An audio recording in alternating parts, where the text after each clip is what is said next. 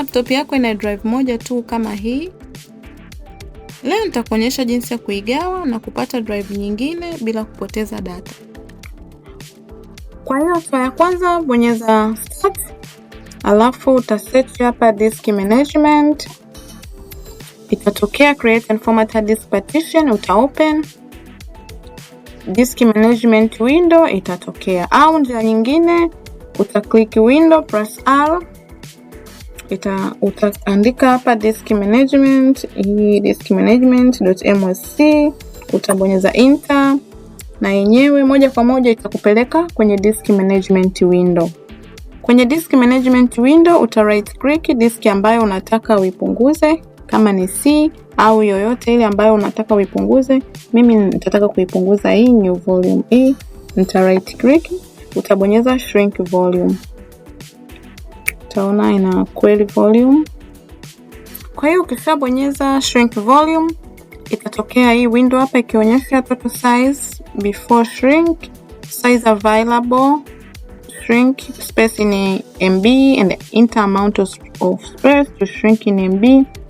Hii ndio amount ambayo ipo naweza nika shrink. Kwa hiyo nitaiacha hivyo hivyo, nitabonyeza hapa shrink.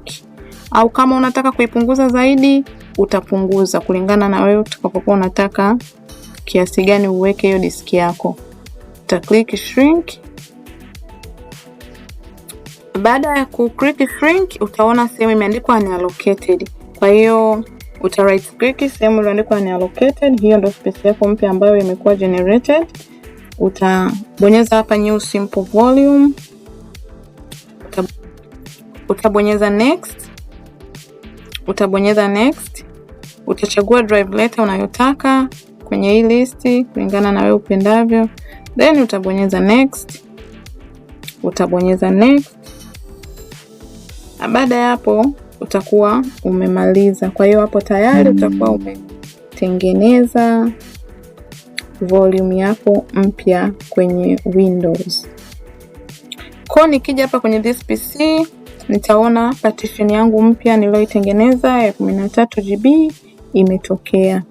Kwa hiyo hapo utakuwa tayari umesha create partition yako mpya kwenye Windows.